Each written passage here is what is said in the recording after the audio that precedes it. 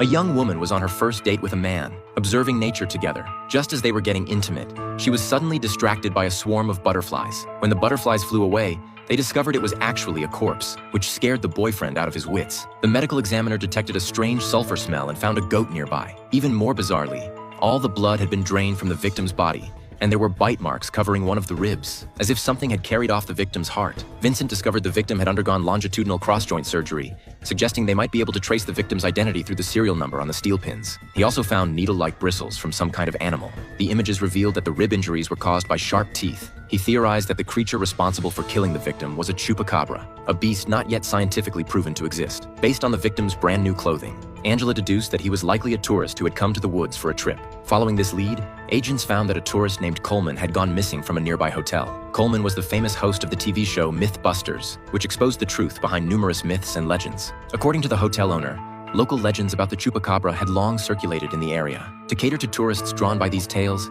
he and a woman named Melissa had created an adventure and hunting club. The medical examiner determined from the severely keratinized outer layer that it belonged to a reptile. As for the needle-like bristles, they came from a large mammal. Hearing about these two things that shouldn't exist on the same creature, the agent stared at the chupacabra painting on the wall, unable to explain it. Meanwhile, the agent learned from the producer that Coleman typically researched his shows alone, so his colleagues didn't know much about him. After watching the victim's previous episodes, the agent discovered that these expose videos were all recorded with hidden cameras. Considering that Coleman always worked alone, the female agent suspected there might also be a camera at the crime scene. Her hunch proved correct. Hodgins returned to the scene and found a camera hidden in a tree. The footage showed Coleman had entered the forest that day with a goat, hoping to film the chupacabra but saw nothing. However, Angela noticed that in the second before Coleman turned off the camera, the goat's ear suddenly twitched, indicating that something the victim hadn't noticed had appeared nearby. Angela extracted two different sounds from the recording. Based on the regular fluctuations in the graphic filter, one appeared to be artificially synthesized. The other sounded like some kind of machinery.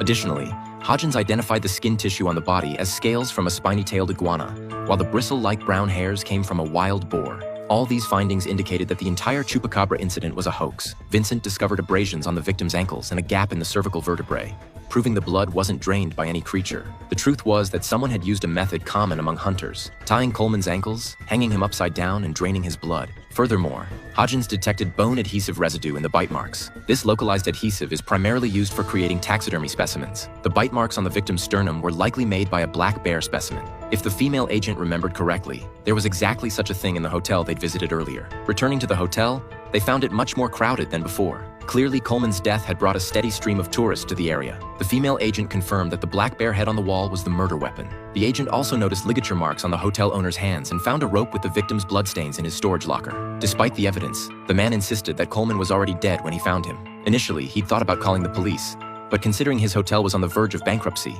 he felt Coleman's death should serve a greater purpose. So he removed the heart, drained the blood, pulled out the bear's teeth to leave bite marks on the body, and sprayed sulfur-scented insecticide around the area to make it all look like the work of a chupacabra. The actual cause of Coleman's death was gunshot, and the bullet was later buried deep in the woods along with the heart. Meanwhile, Angela finally determined that the mechanical sound in the video came from a gas-powered four-wheel drive engine, the type of all-terrain vehicle found at the hotel. This indicated someone had been hunting in the forest that night. By this point in the story, viewers had likely guessed who the killer was. When the agent returned to the hotel with the excavated bullet, Melissa raised her hands without any resistance. Later, everyone learned from the agent that Coleman hadn't worn the required orange vest while filming the chupacabra that day. This caused Melissa, who happened to be hunting nearby, to mistake him for an animal and shoot him. After realizing she'd hit a person, Melissa panicked and sought help from the hotel owner. However, driven by profit, the owner carried out the series of absurd actions that followed.